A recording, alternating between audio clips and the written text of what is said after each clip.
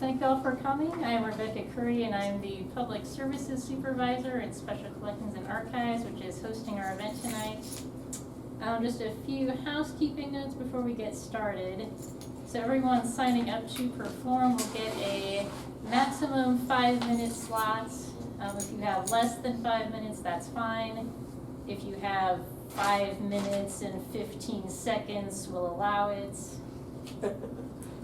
There are refreshments in the foyer next to the sign-up table, so please help yourselves. And we also have a special giveaway of Written in the Stars, which is a chapbook published by Humanities Kansas. Those are available here while supplies last, but if you happen to miss out tonight, you'll have another chance to get one on April 18th when University Libraries and Archives is doing Poetry in the Planetarium with Kevin Rabus. What day is that? April 18th.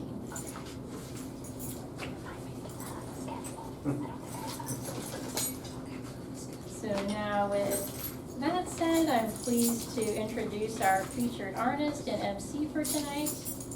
She lives in Emporia, where she serves as the publicist and poetry editor for Meadowlark Press, and as the vice chair for House of Morrow, an arts and service-based nonprofit. While earning her MA in creative writing from Emporia State University, she worked as the graduate assistant to former Kansas Poet Laureate Kevin Rabus, and as an editorial assistant with Blue Stem Press and Flint Hills Review, as well as being a composition professor at ESU, a reporter for the Emporia Gazette, and a bartender at Mulready's Pub, where she still works. She's the author of Thank You and co-author of Live a Great Story and While Away Travel Poems. And she's also the recipient of a 2023 Next Gen Under 30 Kansas Award. Please welcome Lindsay Garcia.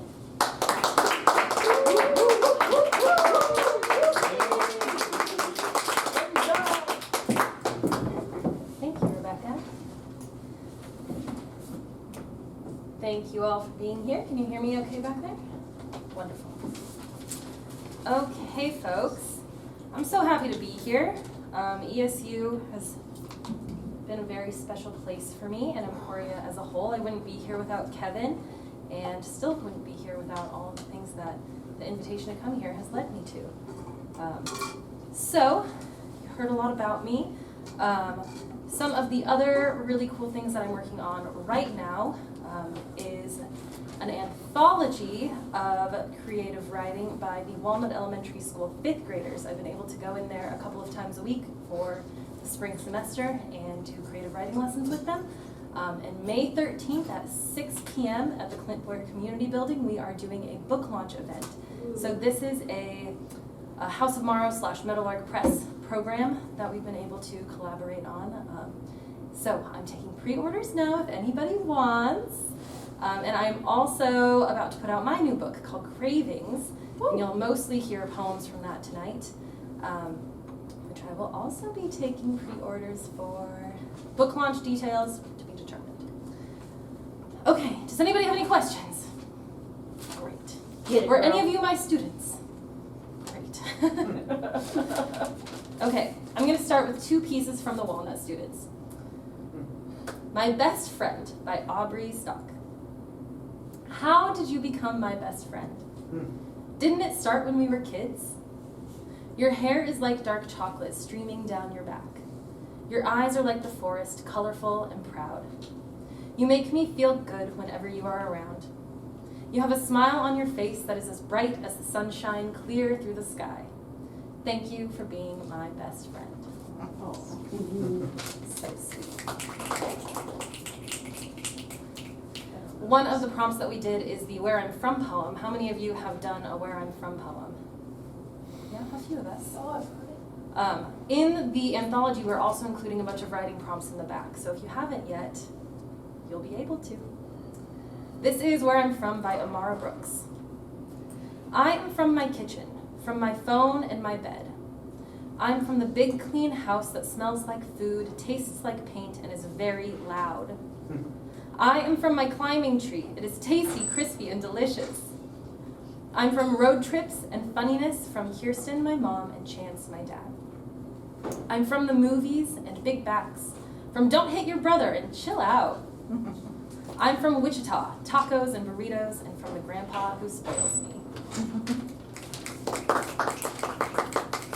Hi. Make yourself comfortable. So I'm going to read a poem from each of my 2 books. Thank you.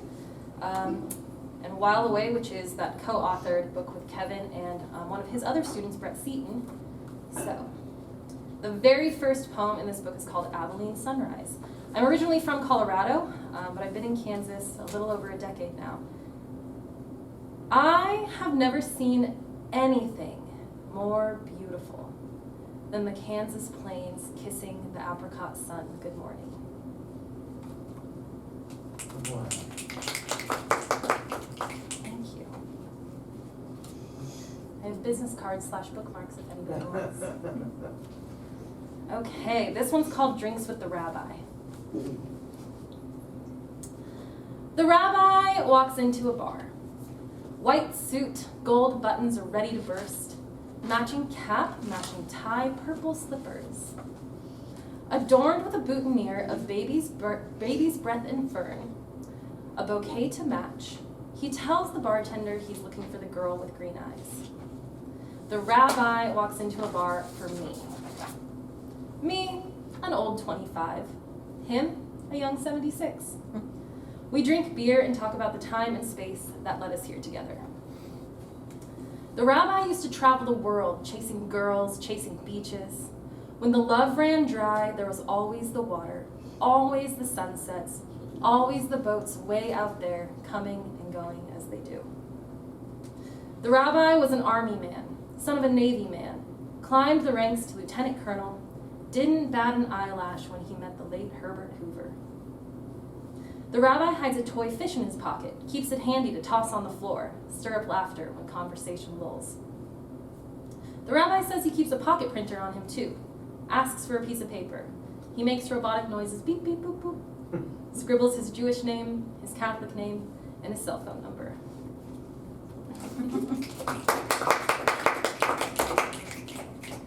Okay, this front section has heard all of these poems before, so obviously you liked them enough to come back. We are going to start with the title poem of the new book, Cravings. I've had my period 114 times, and what do I have to show for it? Embarrassing stories, a birth control prescription history, and a red perspective on what it means to be a woman. So far, I've dodged pregnancy, though I could have baked 9 babies by now. Now, I crave to make life with my life. Instead, I lay next to my husband-to-be, who's burnt out by his 4 little accidents and bleed disappointment.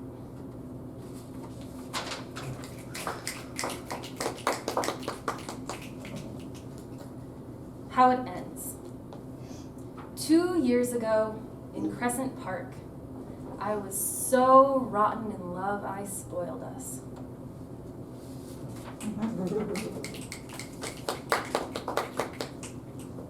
Thanks, guys.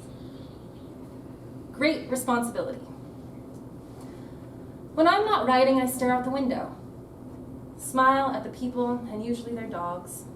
Not a quick smile and look away, but a meaningful few seconds. Without fail, everyone smiles back. This is power. Thank you. This one's called Butterfingers, and it got to be part of the Kansas State Fair last year. Tracy Brimhall did a poetry harvest project where some of us poets got to have fair-related poems posted around the fair. So this was mine, Butterfingers. 2 a.m., and I admit it, I love him. I know that because he's here, and he wants cookies. In the kitchen, I measure with my heart, scoop and toss flour and sugar with my hands, pinch salt and baking soda, splash a capful of vanilla, squeeze the butter into pieces like Play-Doh, mix and knead and ball and bake. By 2:30, he loves me too.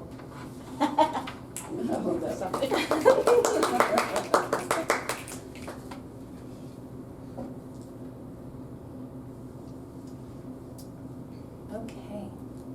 This is something I think we've all seen before. Backbone of America.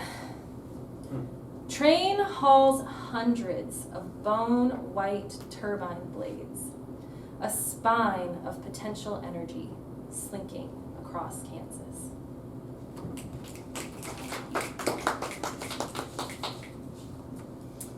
This is one of my favorites.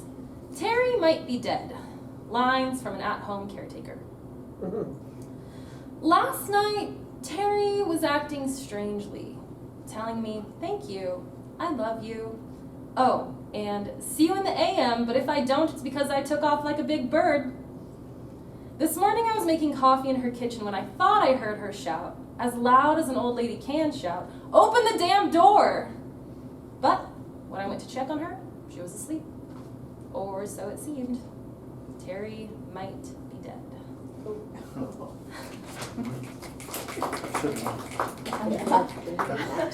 I said, that's funny, but kind of dark. Yeah. She wasn't. She was fine. Which makes it all the more mysterious. She did die about a month later. It's not funny, but... Okay, we're gonna laugh a second. Ooh, okay. All right, ready for the next poem? American Girl. You realize she's a Kerouac fan, not because she knows all the words to blues and haikus, but because she knows the saxophone parts too.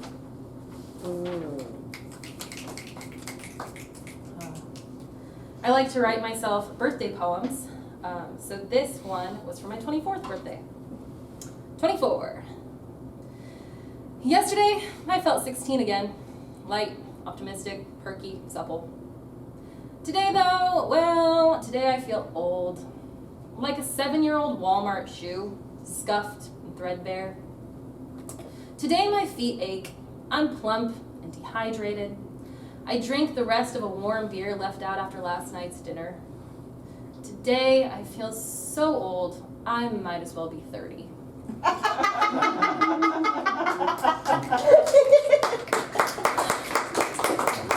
I'm 29 now, so it's coming fast. This was what I wrote for my 27th birthday. At 33,000 feet, somewhere above Colorado, my birthday sunrise bleeds the same way my mother bled, from the horizon up. Beyond blood, radiance. Oh.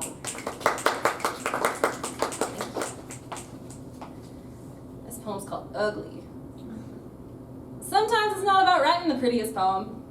It's about pinning that poem to your back pocket, taking it out dancing, not letting anyone read it, ripping it off, tossing it to the floor at last call, ditching it for another prettier poem.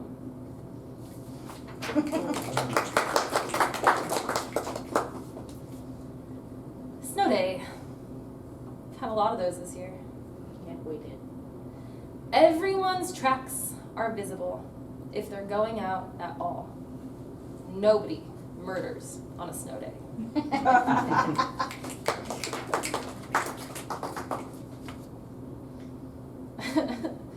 When I get up here, you know, I know these poems so well, but when I share them with others, there are a lot more dark poems than I thought there were. Last Wishes. This is for Jason Reberg, the publisher at Spartan Press, who's responsible for those books and who's become a good buddy to me. Jason wants to be buried with a maple seed planted in his ribs, so its roots will burst through his body. He wants the tree to be big and gnarly, so we'll see his face in the bark. He wants to stay busted up.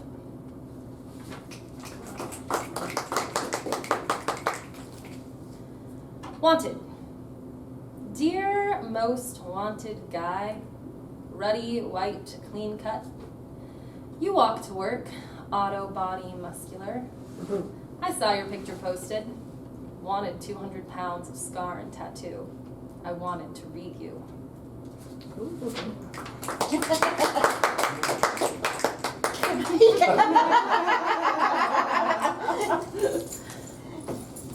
Untouched.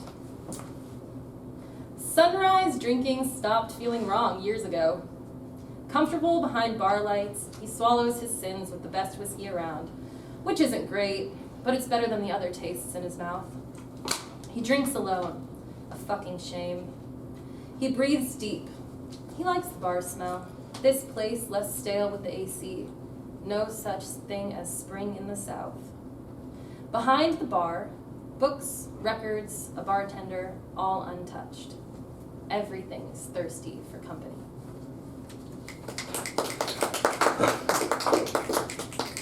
Got some bar poems, got some birthday poems, got some love poems, got some heartbreak poems, got some butter poems. Got it all. This is called Rose. Last time I saw Rose, we were both sleeping with the local pirate. I wrote a check to her. She asked me if it was true that I wrote poems in my blood. 10 years later, we're strangers in a faraway bar, both with new men, uglier men, us, uglier women. And I won't say hi. I won't tell anyone her real name, and she won't tell anyone whether or not I'm a liar.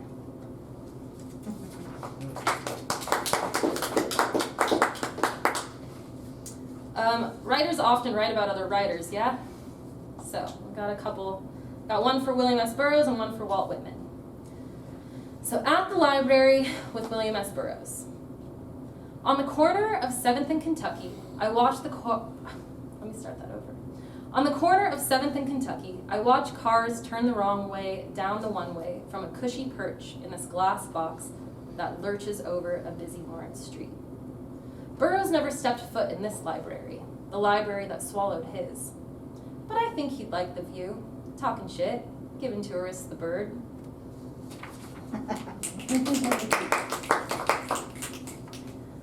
So while I was studying at ESU, I got to do a miniature study abroad program in England.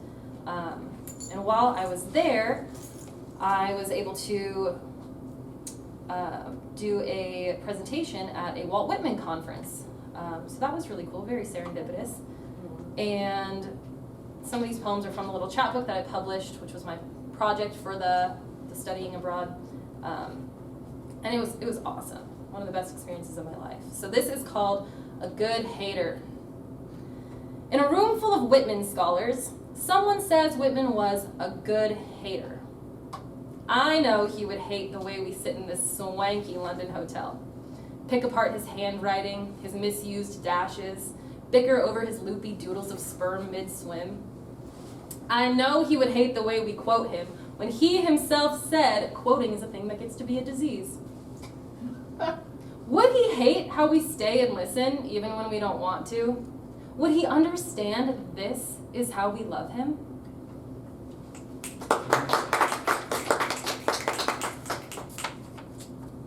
Another England one. Speaker's Corner. There's a wooden box on which anyone can have their say, their shout. But each time I walk by, the whole corner is empty. No one to speak, no one to listen.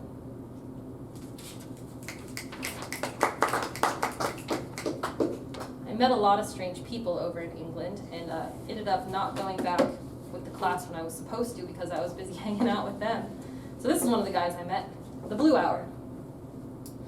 At twilight, Ray says nothing has a shadow. Snorting his paycheck away on overpriced coke, losing his woman, avoiding sleep, Ray lost his shadow. He doesn't know where to turn for light.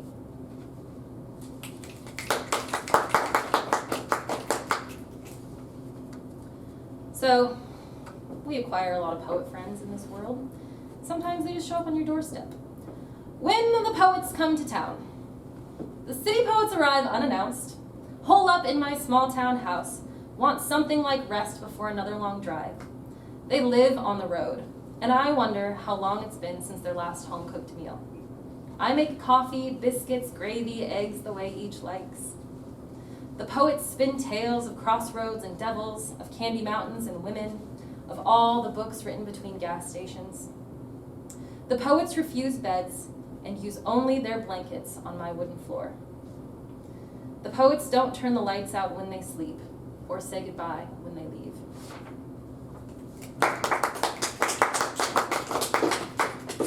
Thank you. queen of cooking spaghetti squash, prematurely sealing envelopes, 50 of the 52 Sundays per year, unfinished cups of coffee, running in heels, being fashionably late, and changing my mind.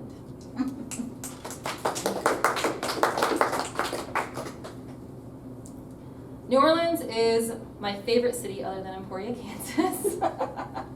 I spend a lot of time there and have many poems about it, so here is one of them. Me and New Orleans. Written in New Orleans, April 17th, 2023 at 5:34 a.m. I dreamt of the city and its people, of all the wonderful things I could do. Awakened by a second line, I lay on the couch, smile as it passes. I almost forgot I was still here. With only minutes left before I leave city limits, I walk out the front door to take it all in one more time.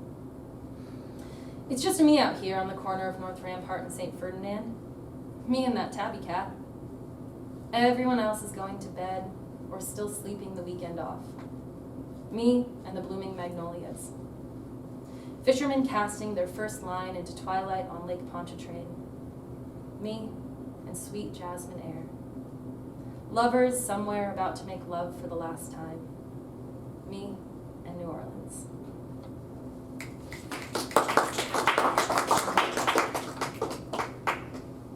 Not a poem. Many poetic thoughts will never become poems. Here are some examples. The way each person at this table approaches their bite of food differently. Him, teeth first. Her, tongue first. The baby, mouth open wide. At home, I only drink coffee from other places. But anywhere else, I only drink coffee from home.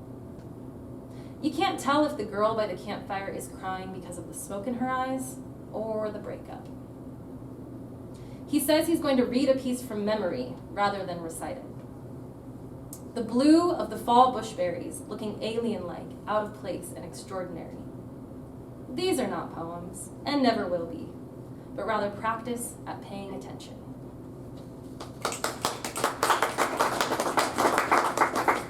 Thank you. Just a couple more, and then we will move on to our open mic. So this is a poem that was published in Kansas Magazine, which I was pretty excited about, and it's about our First Friday Art Walk. Once a month, our quiet town comes alive to feast on craft and talent. We buzz down the sidewalk, stop one another to show off new paintings, earrings, bowls, and bread we bought from the people we know every other day as the babysitter, the banker, the mechanic, and the judge. Our hands full of treasures, the natural next step, a nightcap at the pub. The band gives us the soundtrack to the night, and we toast to creation, break bread together, tokens of companionship, our communion. Back home, we are full. We hang our painting, lay our earrings in the handmade jewelry box, make the bowl our dining room centerpiece. Everything around us, the way we live, art. Thank you. Okay, folks. We're just gonna go in order. Seems like a weird scramble. So, are you ready? It's your turn now. Thank you for listening to me. I really had a good time. Thank you.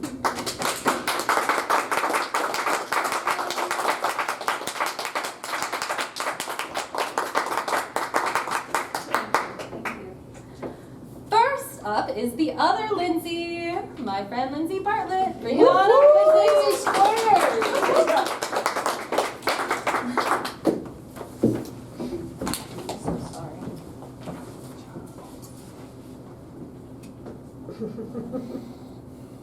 Microphones always confuse me. Can everybody hear me okay? All right. So I have 2 poems and a very short essay. They are all basically animal themed. So I'm going to start with the first poem, which is actually about the mourning dove, the bird, spelled M-O-U-R-N-I-N-G. So, morning dove. Morning dove calls greet me on a Wednesday morning, taking me back to a simpler time. Carefree summer mornings, cool breeze in my hair, before summer sun rose too high. Back then, there were bike rides, fort building, and hayloft exploring. Summer days seemed endless, as if time stood still. I am no longer a child. Time seems to go by at a rapid pace, pulling me further from the kid I once was. Life is no longer quite so simple, full of bills and work and responsibilities, but on a Wednesday morning, a morning dove call reminds me.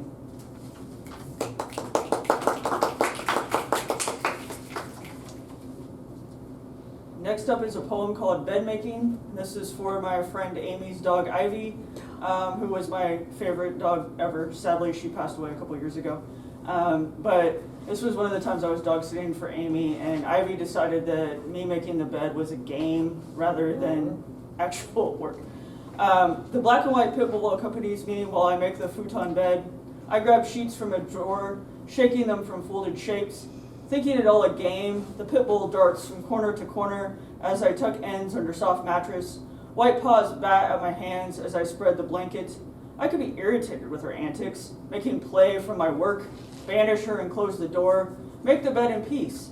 But to me, that would diminish what humans can learn from these animals we domesticated. That life is more than a series of tasks, a list of boxes to check. Instead, learn from a black and white pit bull not to take things too seriously, even bed making.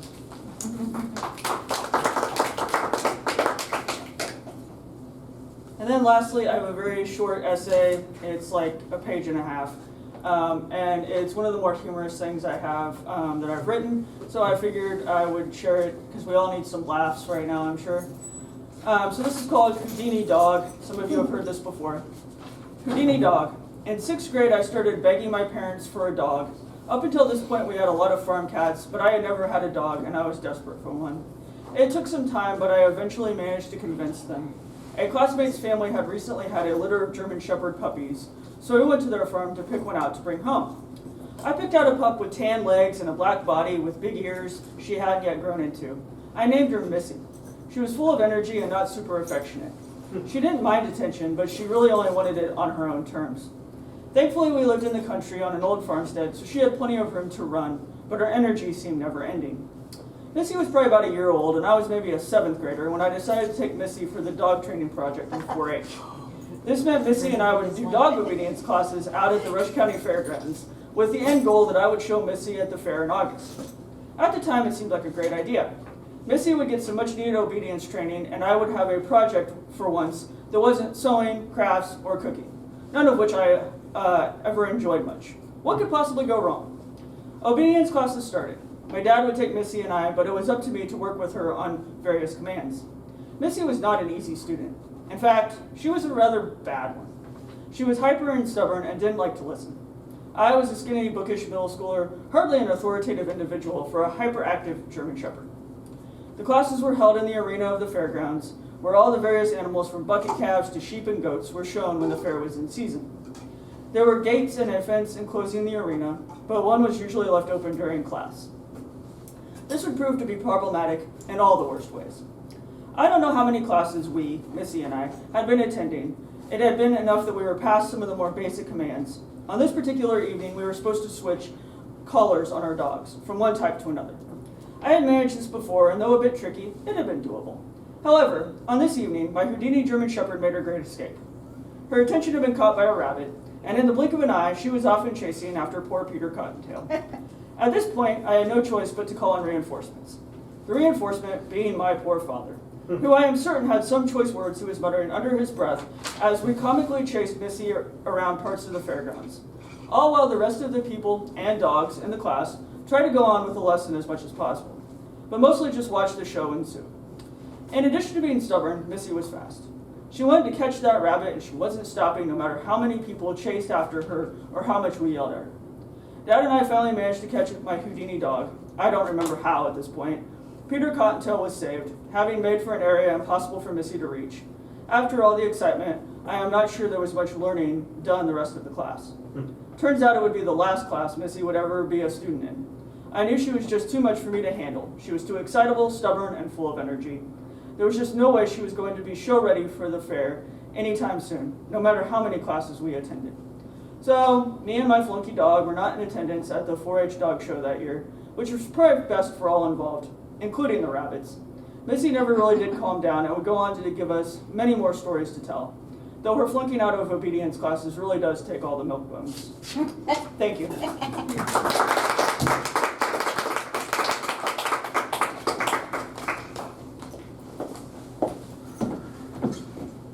Thanks, Lindsay. Great as always. Ooh.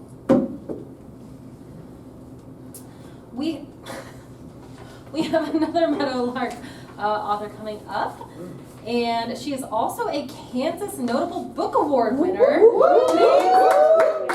Please welcome Brenda White. Yay.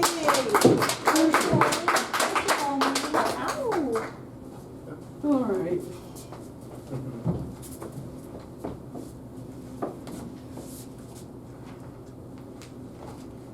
Something like that. Okay.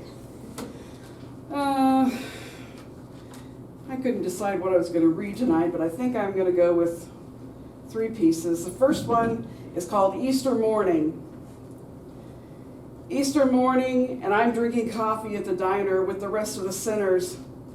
Over hash browns and scrambled eggs, our little party discusses fender benders and the offender's lack of insurance, children failing math and social studies, irreparable rotator cuffs, losing money at the casino, deaths of friends and family.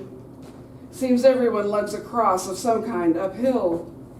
And I do think of Christ suffocating on the weight of his body as I take another sip, forsaken in his crown of thorns until his 21 grams were loosed, the drops on dirt of his blood thicker than water.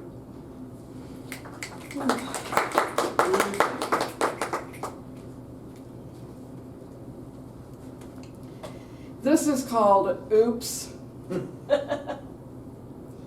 My great-grandfather was flattened by a marble slab as he helped build a hospital in 1927. A massive rock teetering on a horse-drawn wagon, and he braced a hand against it.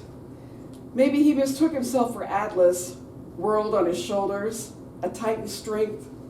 But no, just a tiny bug smashed in the bottom of God's shoe.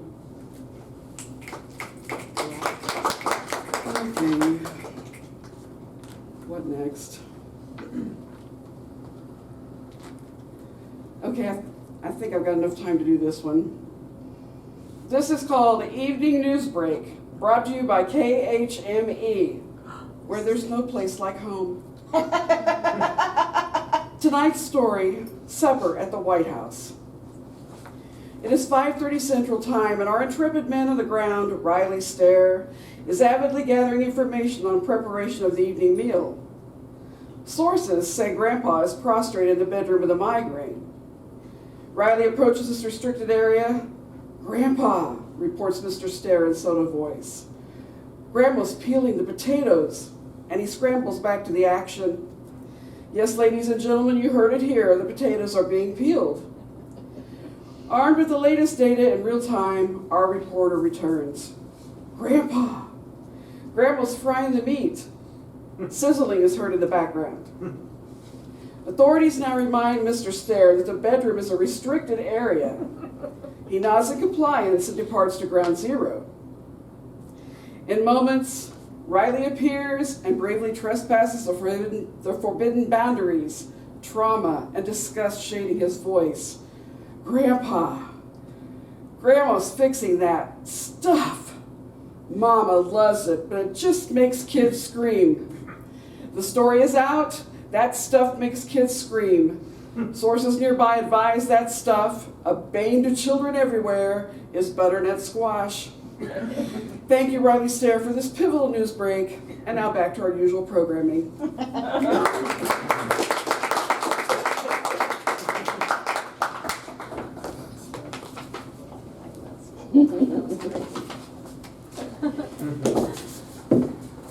Another round of applause, please.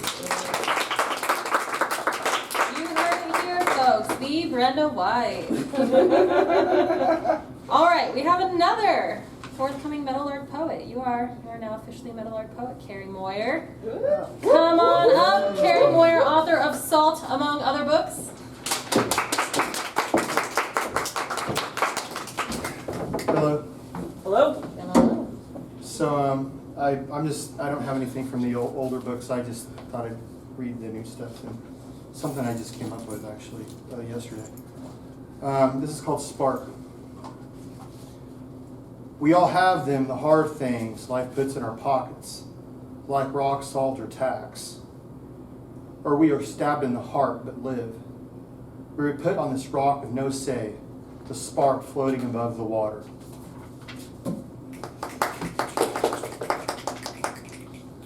This, I was watching birds flying around, and it made me think about birds, I guess.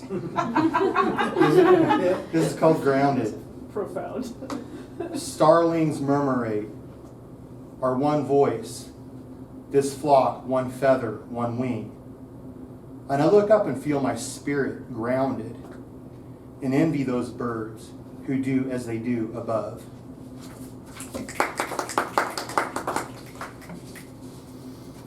So I spent time on a farm in Oklahoma growing up every year, and who's familiar with cockleburs? Yeah, they're awful. But if you've been a farm kid, you know you're familiar with them. So this is called cockleburs. If you walk barefoot among the chickens, while the dogs prowl, hunched over, eyes following the hens, you might feel a cocklebur's sharp point pierce your foot. The dogs will watch, cock their heads, tongues out. The chickens will pay you no mind as they scratch, peck at seed you threw before you limp back to Grandma, who watched it all from the shade of her front porch. And I did not time this out, so hopefully I won't go over. I won't, I promise. Expired. So this is in the Flint Hills Review. I wrote it after my wife we lost my sister-in-law, and there was this moment in the kitchen. This is called Expired. My wife stands above the stove, sobs about her dead sister, gone too soon. How they can't talk when she needs. I'm silent, useless as an expired coupon stuck to a refrigerator door.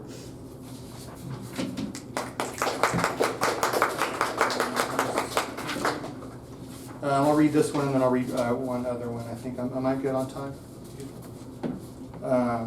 This is called Dad at the Wheel. This is based on a dream I had about this old convertible my dad had. Anyway, Dad at the Wheel. I'm 9 again. In Dad's calico convertible, its panels like autumn leaves. One panel blue, another yellow, another rust red. Everything bright and dying. I sit on a torn seat, and my mother is with my father again. Father's hands twitch, one on the wheel, another clasping a white beer can, cigarette at his lip, blonde hair blows in wind, his eyes blue and feral. Under wide blue skies, I feel that touch of wild in me, grown, 51, whenever I stretch, whenever I drive. And this I was thinking about kind of where we're at. I can't calculate the sum of all the things, the weight of mountains, the heaviness of my heart, how rivers flow, cut stone, how all the things chip away, cleave at me, removing rock from under my feet. My footing isn't sure. My countenance shows fissures on my face. The world is hammers and chain razor hurricanes, the weight of things crushing. I will hold on until my bones snap, until my bones break, and my river is blood. Thank you.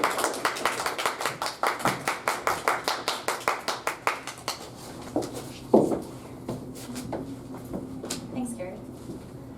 I just met this lovely person. Savannah James in the house. Yeah. Come on up.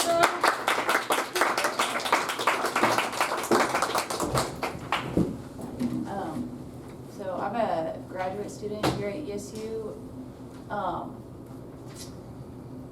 Technically, I just like write for like my own personal pleasure. So I've never like I've had like essays published before, but more like academic. I've never had any of my poetry published before. So, I just I've just selected a couple poems to read today. So, this first one here is called Falling Stars. Falling stars, messengers of the night, fill my heart and set my soul alight. Somnolent each morning I arise, with hypnopompic colors in my eyes. By the light of day I yearn to rest, drawn to the allure of nightly fantasies, escaping reality's persistent stress, among heavenly bodies dancing with the galaxies. I see visions conjured by daydreams, the thoughts that fill my mind while in quiet repose, haunting memories of nights long past. I know by now the terror doesn't last. I sense the chill of ghost upon my shoulder, a hidden thorn that's buried in the scars. When demons of the night try to consume me, I imagine there's escape among the stars.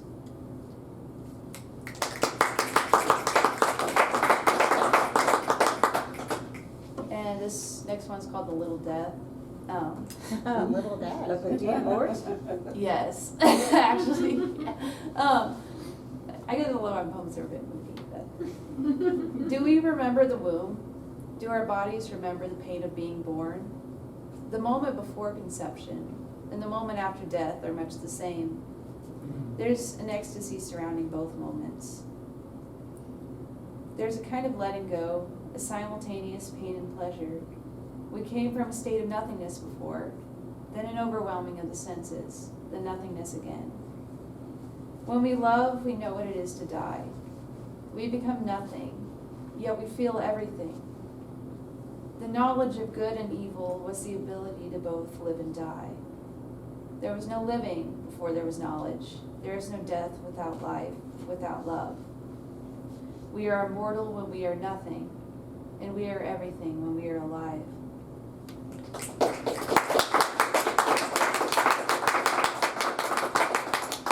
Then the next two are untitled. Oh, I probably should have been timing, but I'm pretty sure I'll be under the 5-minute mark.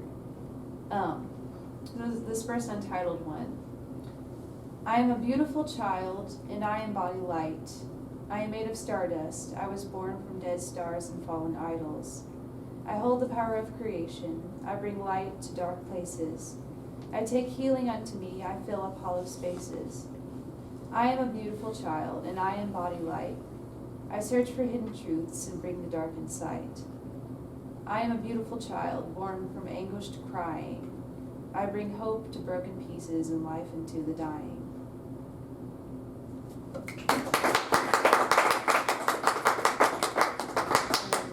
Second untitled one. Let's see. She stares into another world, her mind is far away. She is the ship of Theseus, built back over and over again from broken pieces. Is she human again when she's nothing but a construct over an immaterial core, a tangle of strings with nothing in the center once it's untangled? It's easy to get lost in the colorful knots, but that is all there is and all there is to find meaning from. Pieces of string that lead to nothing real, or does the untangling hold a significance to it? She untangles endlessly to find a purpose behind the knots. She untangles herself and finds only loose strings. Strings making a human, or a human made by strings. And that one was kind of more like a train of thought sort of poem. And let's see, I have two more left. This one's called Dust Bunnies.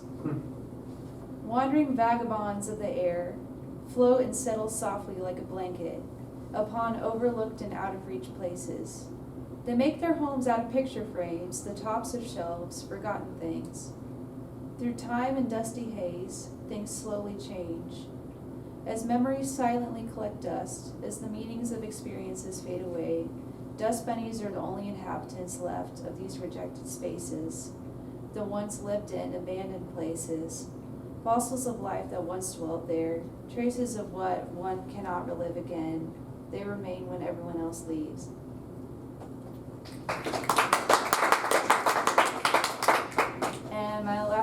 called the Glass Ship. In the harbor shining green and blue, a translucent vessel before her maiden voyage. Glassy and brilliant, beautiful and unblemished, dreaming of distant horizons. Too delicate for the sea, too brittle for the storms. A small wave comes onto the shore and shatters her. A tragic sight, bits of glass like confetti spread about the surface of the water. An empty space where she once bobbed in place dreaming. Her pieces were still dreaming. Broken, but a force still called out for her, a small voice, a lost song across the sea. Her pieces tremble. They must move. They must stir. It's not yet time. One by one they fit together. Jagged slivers cobbled together awkwardly. What becomes of them is strange. They create what could be called a ship, but twinkling. Every crack shows, every piece is a facet like a crystal. She sparkles like a disco ball, the sun shining more radiantly through her. She starts to set to sea. She shatters. She comes back together. A few more knots, shatters. Every inch of victory, called across the sea, by the most beautiful song that no one else hears, and nothing can keep her broken.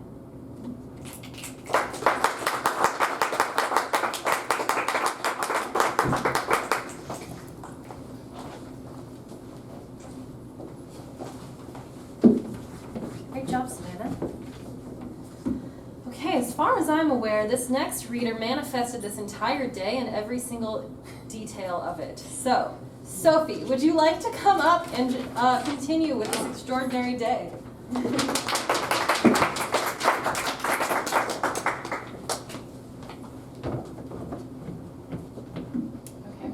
I'm going to try to get through 3 poems today.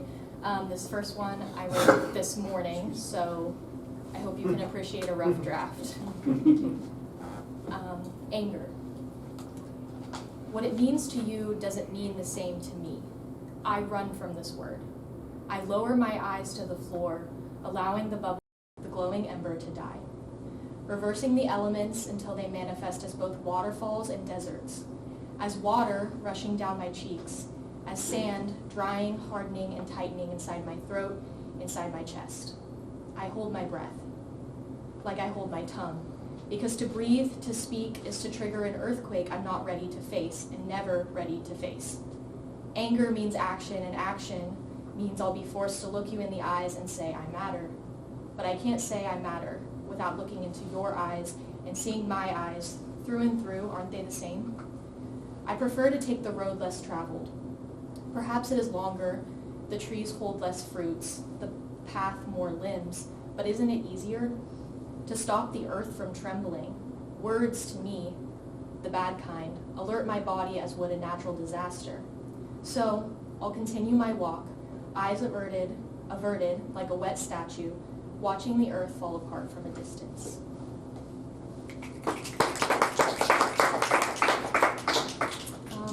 The next 2 poems I'm going to read are imitation poems that I wrote for Dr. Ravis's class. So the assignment was kind of to take elements from other famous poems and kind of recreate it to be my own. So this first one, I don't know if anyone's familiar with The Fish by Elizabeth Bishop, but that was the poem that I drew inspiration from. And I also drew inspiration from my childhood doll that was very dear to me. My mom likes to tell the story that she tried to patch it up because it was very tattered, it had holes, the stuffing was falling out, and so she put this nice little heart and took the time to hand sew it, and then she handed it to me and I hated it and ripped it up and ripped open the holes because that's what I liked about it. I liked to reach in and feel the stuffing, and this poem is also inspired by that story, but it also kind of lives in its own world. So, the doll. I found a tattered baby doll and held her beside the swing set, watching wind scatter dirt from her surface and onto the ground she'd been half buried under. She didn't perk up when I unearthed her. She hung, a light sagging weight, deflated, and well-loved. Here and there, the pale brown, once pink, thermal knit fabric hung and swayed slowly with the breeze, like a dance. the head its anchor, one piece still with remnants of stuffing, while the rest of her stippled with holes, one larger than the rest, surrounding an emblem, a crescent moon, barely clinging to where her heart ought to be. But there was a heart, hanging as if patched to hide the hollow hole beneath the moon, yet torn off. The soft purple heart. I thought of the child, pulling at a freshly sewn seam, crying and searching for the familiar feeling of running her fingers along the pointed half moon and digging at fluff. The innards of her baby felt soft and predictable. She'd never wanted a purple heart patched atop her moon, even if white fluff poured out of it. But she couldn't speak, so she tore. I looked into her eyes, the doll, the baby blue ovals with 2 single lashes on each side. I admired the single line of pink thread curved into a smile. I imagined it used to be more pronounced, more lively, more justified. Now she stared back with a pleading look of purposelessness. And then I saw that from her foot, if you could call it a foot, hung a tag. Plastic stained and barely legible, with a name, a child's name, and a phone number, semi-visible. Only the first 3 digits withstood time and weathering. I stared, and sadness filled up that little park, its swing set and metal slide, at the thought of leaving her there. Even at the thought of patching her up or washing away the layer of grime, not the recent dirt, but the film of brown that only comes with time and love. And so I made a proper hole, unwrapped the tag from her ankle, and placed it beneath a rock at the head of the grave. I let the sun set, the leaves quit rustling, the creaking metal quiet, and I let the doll go.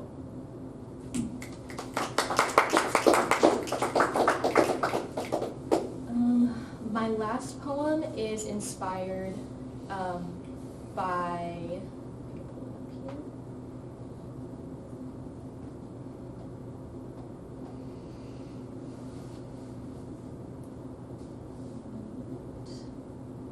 my last poem is inspired by Aunt Jennifer's Tigers by Adrienne Rich. It is also inspired by a popular singer who I find very inspirational and meaningful in my life. It's called Kaylee's Wicked Dream. Little Kaylee sighs, eyes brighten, scanning paint.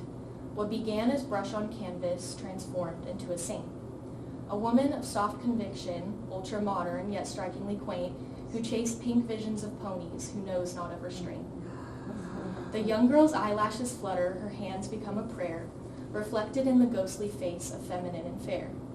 The painted woman's dark thin brows match the intense of her stare, whose bright red lips she prayed would part and silk would fill the air. Now Kay is old, her voice remains, still stuck, weighed down by self-made chains. That red wine supernova, something wicked, something dreamed, will go on pleasing no one, calling fearless and esteemed.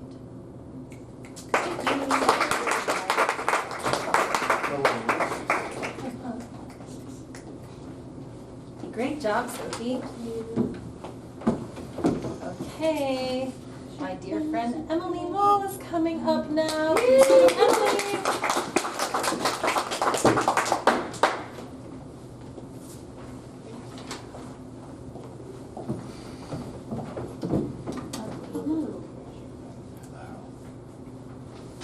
So I think this first one speaks for itself. It is called Sorry the Cat Sat in Your Spaghetti. I made this meal in a hurry. I don't even like tomato sauce, really. The broccoli was still stiff, the noodles less than al dente. We eat in the living room unless we have company. Luckily, I've outgrown the clumsiness of my youth and we keep it clean.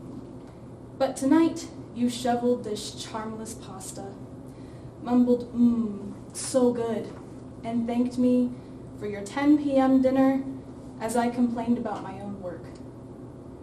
You lay your fork down, chewing, then a clatter, the thump of heavy cat paws and your exclamation, "Get your ass off my spaghetti!" The cat sits on the floor nearby, licking his earned share off his paws. Dejectedly, you turn to your fork buried in food. You say, "It's fine. I was almost full anyway." You rise, offer to take my plate, and soon after you cuddle the cat.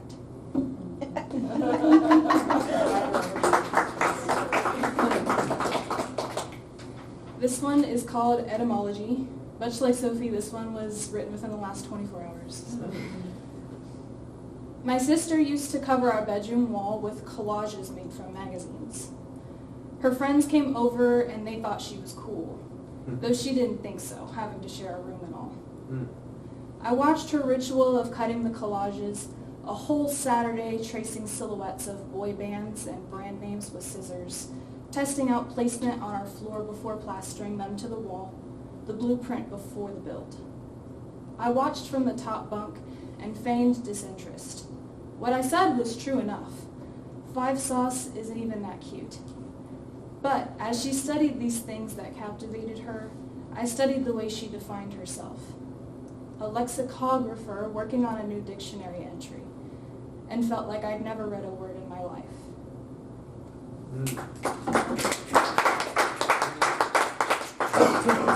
So this last one, I have Brenda White to thank.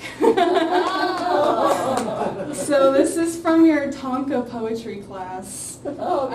So not only is it from like you teaching us what like a Tonka poem is, but I also kind of was inspired by your COVID Dolphins and Swan poem that you shared with us. So, and this is my last one. For just 3 short months, we gave the planet back to herself. She stretched out, basked in her valleys and lakes. A pet bird escaped to the yard.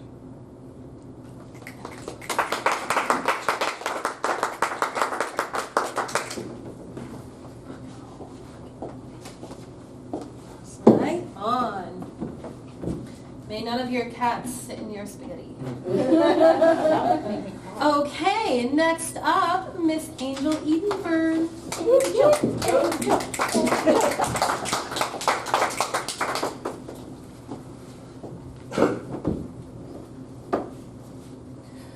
I just have 3 short poems tonight. The first one is the title of my next poetry book, Verses for Wildlings. She has tea with goblins beneath the elm tree. She dances with fairies to improvised choreographies on the front lawn. She chastises the coyotes for being too rowdy under her bedroom window. She talks to the crows with kindness and love. She plays games with the horses in the hay meadow. She pets all the ferals and strays so that they may know love. She waves to the vultures as they wheel and climb in the sky. She adopts orphans of all species and raises them as her own. She writes verses for wildlings to help others like her heal.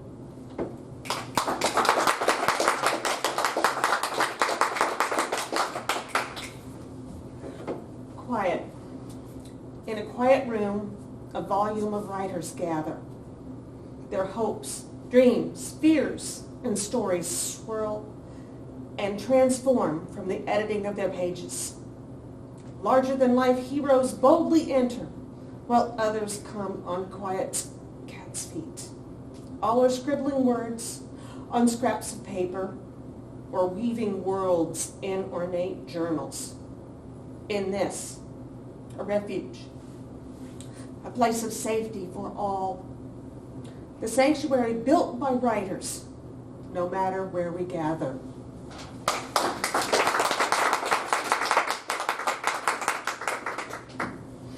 And because we're poets in here, poetry is easy?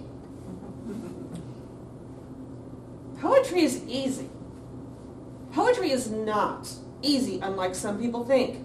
It's not throwing words on a page, because sometimes they don't fit together or get jammed into the wrong spaces. They slide off the paper and puddle under the book. Other times they wander off into another poem or gallop away to play. They get all tangled like puppies in a pile or scamper around chasing each other like restless kittens. Sometimes I can gather them with the promise of a poem of their own. The words form lines, and the lines entwine to form verses. Finally, the poem hangs together as a masterpiece, covering the once blank page.